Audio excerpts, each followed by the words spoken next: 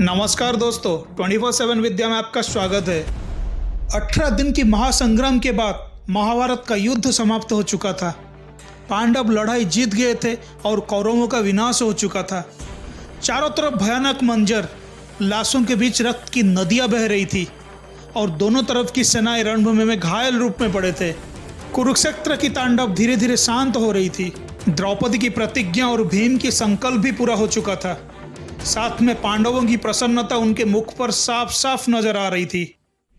ऐसे में श्री कृष्ण की नजर अर्जुन के ऊपर पड़ती है। वो देखते हैं उनके मित्र, उनके सखा अर्जुन के मुख पर विजय की प्रसन्नता के साथ साथ पराक्रम और सर्वश्रेष्ठ धनुर्धर होने का अहम भाव भी साफ साफ दिखाई दे रहा है। और ये चीज सभी पांडव भाइयों के मुख पर भी दिखाई दे रहा था। सूरज ढल चुकी थी, शाम हो चुका था और हल्की अंधेरा भी होने लगा था।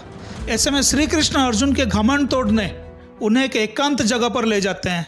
तब अर्जुन को कुछ समझ में नहीं आ रही होती है।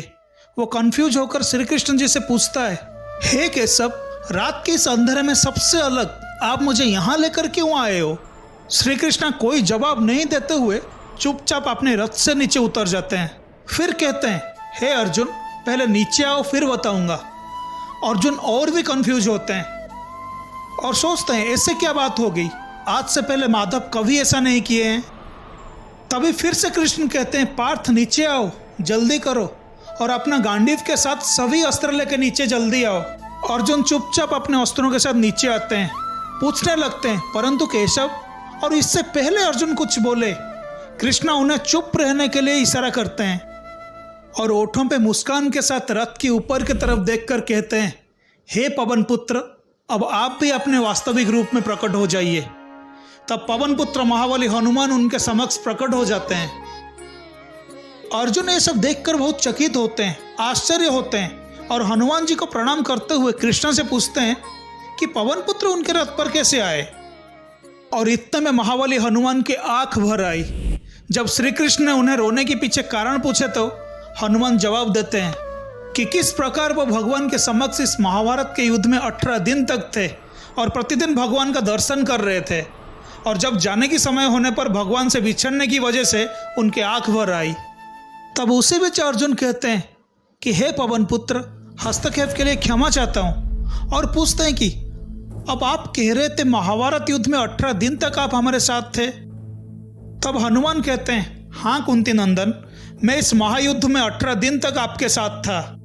और तब श्री कृष्ण कहते हैं, हे अर्जुन, इस प्रश्न का उत्तर मैं तुम्हें देता हूं। फिर कहते हैं, इस महायुद्ध के आरंभ के पहले दिन मैंने तुम्हारी रथ की सारथी बनने की दायित्व संभालने पर हनुमान का आह्वान किया था, और इस महायुद्ध में धर्म की सहायता के लिए मैंने हनुमान को बुलाया था, और धर्म की जीत को निश्चित करने के लिए हनुमान को तुम्हारा रथ संभालने को कहा था। हे पार्थ, इस महायुद्ध में तुम्हारे विजय को संभव करने में हनुमान का बहुत बड़ा योगदान है, और इसी प्रकार हनुमान ने तुम्हारे रथ को शत्रुओं के अस्त्र शस्त्र से बचाए थे, तुम्हारे रथ की रक्षा की थी। अर्जुन आश्चर्य के साथ सब सुन रहे थे और कभी कृष्ण की तरफ तो कभी हनुमान की तरफ अपना नजर घुमा रहे थे। उन्हें कुछ समझ में नहीं आ रहा था कि वो अब क्या बोले। तब हनुमान कृष्ण से कहते हैं, हे प्रभु, आपने जो कार्य मुझे सौंपा था वो मैं संपूर्ण रूप से उसे निभा नहीं पाया। मैंने रथ पर अप्रत्यक्ष रूप में रहकर अस्त्र और शस्त्र के प्रहार तो अवश्य रोके, परंतु मैं अंगराज कर्ण के अस्त्र से इसकी रक्षा नहीं कर सका, जिसकी मुझे खेद है। अर्जुन दोनों की तरफ देखते हुए कहते हैं, परंतु रथ अभी बिल्कुल सुरक्षित है केशव, उससे तो जरा सा भी नुकसान नहीं पहुंचा है। तभी श्री कृष्ण हनुमान जी से कहते हैं, हे पवन पुत्र, तुम जरा रथ से अपना ध्वज को निकाल दो। और जैसे ही हनुमान रथ से अपने ध्वज निकाल देते हैं, उसी पल रथ पूरी तरह से भस्म हो जाती है। अर्जुन ये देखकर अचंभित हो जाते हैं। तब कृष्ण अर्जुन से कहते हैं, देख रहे हो पार्थ, अंगराज कर्ण के अस्त्र के प्रहार का परिणाम। तब अर्जुन को अपनी भूल का एहसास होता है और वो कर्ण की तारीफ करते हुए कहते हैं, केशव, आप बिल्कुल ठीक ही कह रहे थे, अंगराज एक महान योद्धा थे। फिर श्री कृष्ण अर्जुन से कहते हैं, हे पार्थ, मैंने तुम्हारी रथ को अपनी माया शक्ति से सजा के रखा था, वरना यह तो कुरुक्षेत्र की रणभूमि में कब का ध्वस्त हो गया होता।